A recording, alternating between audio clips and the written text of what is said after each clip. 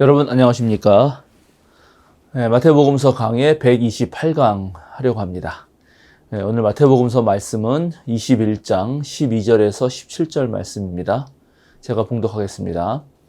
예수께서 성전에 들어가셔서 성전 뜰에서 팔고 사고 하는 사람들을 다 내쫓으시고 돈을 바꿔주는 사람들의 상과 비둘기를 파는 사람들의 의자를 둘러 엎으시고 그들에게 말씀하셨다.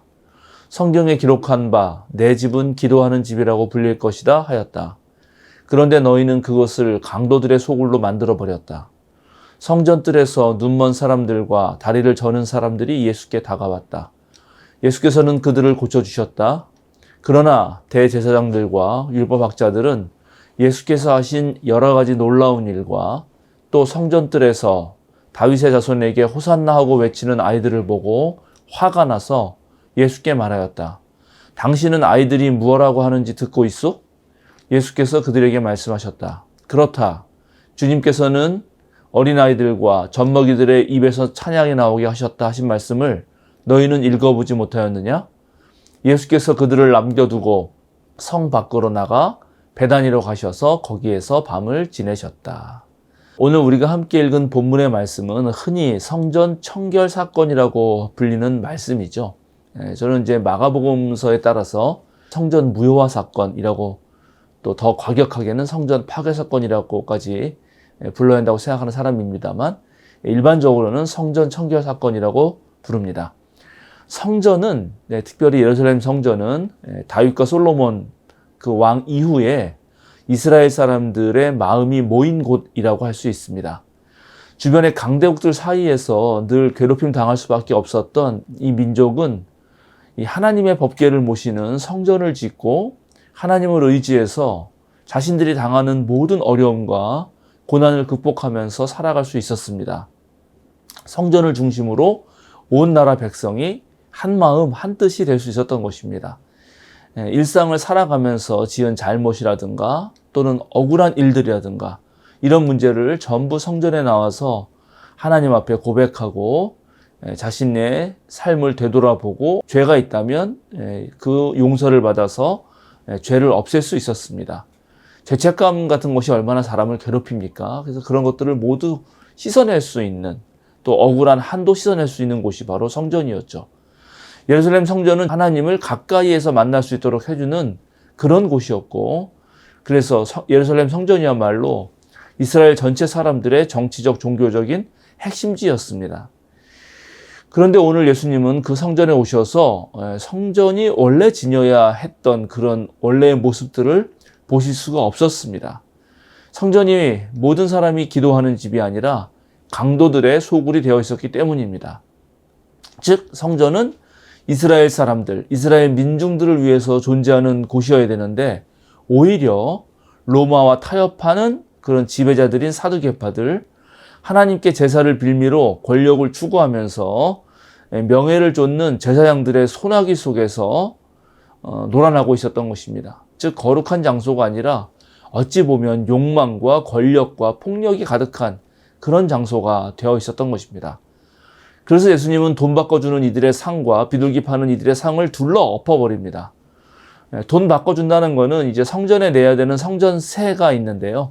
정해진 동전이 따로 있었거든요. 그래서 그걸로 바꿔야 되니까 거기에 바꾸면서 또 이윤을 챙겼던 것이고 비둘기는 가장 가난한 사람들이 드리는 제물인데 비둘기뿐만 아니라 소나 양도 마찬가지죠.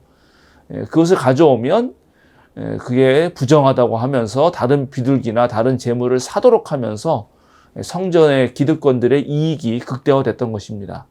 오늘날로 말하면은 아주 그 잘 사는 사람들, 기득권 사람들의 세금을 깎아주면서 가난하고 더 어렵게 사는 서민들의 어떤 것을 갈취하는 그런 형국이 된 것입니다.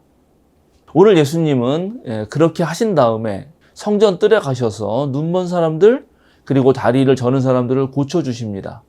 여러분 잘 아시다시피 이스라엘 사회에서 장애나 질병은 죄에 대한 하나님의 징벌로 여겨졌습니다.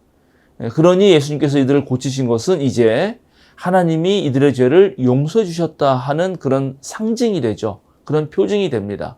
그리고 원래 성전이라는 곳이 이스라엘 사람들이 지은 죄를 고백하고 그 죄를 용서해 주는 곳이니까 오늘 본문에서 보면은 성전이 해야 할 일이었는데 성전을 하지 못하고 바로 예수님이 그 일을 하고 계신다라는 것을 보여주고 있습니다. 이런 모습을 살펴보면서 오늘날 우리 한국 개신교회가 지금 과연 어떠한 모습인가 되돌아보지 않을 수 없습니다. 혹시 교회가 예수님이 비판한 성전과 너무 닮은 모양새가 되어가고 있는 것 아닌가? 특별히 교회가 퇴형화되면서 한국 사회의 기득권자들과 손을 잡고 부패와 불의의 온상이 되어가고 있는 것 아닌가? 그렇게 고민하지 않을 수 없습니다. 많은 교회들이 부동산 투기, 즉 땅을 사고 팔고 하는 방식으로 교회를 성장시켰고 비민주적인 운영을 통해서 목사나 당회 몇몇이 교회의 돈을, 재정을 좌지우지하면서 자기네배를 불려나갔고 그런 방식의 운영을 하는데도 나몰라라 그냥 교회 알아서 하시겠지 하면서 좀 안일하게 대처하는 평신도들도 있죠. 그러니까 이런 모든 것들이 합작해서 오늘날 교회도 예루살렘 성전처럼 누구나 가서 기도하고 하나님 만날 수 있는 곳이 아니라 어쩌면 교회가 강도들의 소굴로 변한 것은 아닌지 심각하게 우려하지 않을 수 없습니다.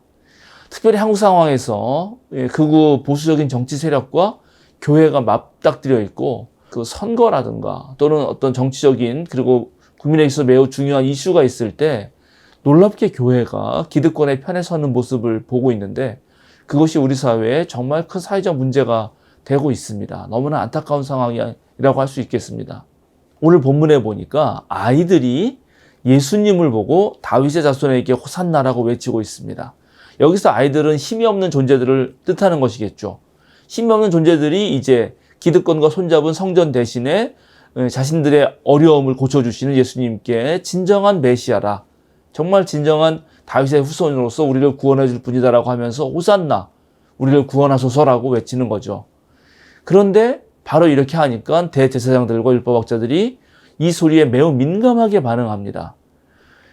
이 소리를 듣고 진정한 메시아가 예수님이라는 것을 알고 따르면 되는데 대제사장들과 율법학자들은 예수님의 기적과 가르침이나 표적과 어떤 그런 놀라운 일들을 통해서 오히려 자기들의 권력이 무너질까 봐 두려워하고 있습니다. 그래서 예수님께 환호를 외치는 그런 아이들의 모습을 보고 화를 내죠. 그리고 예수님께 따집니다. 오늘날 우리가 진정으로 예수님을 따르면 예수님이 당하셨던 일들도 아마 우리가 당하게 되겠죠. 우리가 진정으로 복음을 전하면 기득권자들이 와서 우리에게 막 따지겠죠. 그러나 결국 우리가 올바르다면 하나님은 예수님을 통해서 하나님의 일을 하셨듯이 하나님께서는 또 우리를 통해서 주님의 일을 하실 것이라 생각합니다. 그러나 우리가 잘못해서 세상에 물들고 또 저 욕망에 물든 잘못된 교회들의 권력을 부러워한다면 그리고 그 모습이 하나의 목표가 된다면 우리들 또한 강도들의 소굴이라고 하는 그런 예수님의 비판에서 자유롭지 못하게 될 것입니다. 예수님의 모습을 정말 가만히 살펴보면 묵묵하게 하나님 나라와 하나님의 뜻을 위해서 자신이 하실 일을 하셨고 자신이 가야 할 길을 걸어가신 분입니다. 고난과 죽음도 피해가지 않으셨고 잘못된 것에 대해서는 당당하게 비판의 목소리를 내셨습니다. 우리가 예수님의 제자라면 정말 예수님과 함께 오로지 하나님에게만 눈길을 주면서 다른데 한눈 파는 일은 없어야 될 것입니다. 이제 2월달이 되고 2월 14일이 되면 성회 수요일이 되고 사순절이 다가옵니다. 사순절 기간은 예수님의 그런 어떤 고난을 기억하면서 우리의 몸과 마음을 온전히 하나님께 향하는 기간입니다. 그런 기간을 맞이하게 되는 우리 세면사랑교회도 정말 우리가 올바로 서 있는지 또 우리 각자가 하나님을 만나고 제대로 기도하고 있고 교회가 누구나 와서 하나님을 만나는 곳이 되고 있는지 그렇게 한번 돌아봐야 될 거라고 생각합니다. 우리 스스로가 반성하고 성찰하지 않으면 우리 교회조차도 자칫하면 왜곡된 교회, 주님의 뜻에서 멀어져가는 그런 교회가 될 수도 있기 때문입니다. 우리가 늘 교회의 본질을 기억하고 우리 모두가 한 명 한 명이 각자가 거룩한 하나님의 성전이라는 것을 기억하면서 그렇게 예수님의 길을 따라갈 때 우리가 예수님의 비판에서 자유로울 수 있고 오히려 예수님의 참된 길을 이어가는 그런 주님의 몸된 교회가 될 거라 생각합니다. 오늘 마태복음서 강의는 여기서 마치도록 하겠습니다. 여러분, 이 강의가 늘 도움이 되신다면 많은 분들에게 소개해 주시고요. 또 우리 생명사랑 유튜브에서 명랑 책방이라고 올해 우리 생명사랑 교회가 1년에 12권의 책을 읽어보려고 합니다. 그리고 매달 그 읽을 책들에 대한 그런 소개를 하는 또 영상을 찍어서 방송하려고 합니다. 그것도 여러분 참조하셔서 여러분의 신앙에 큰 도움이 되시면 고맙겠습니다. 감사합니다. 다음에 또 뵙겠습니다.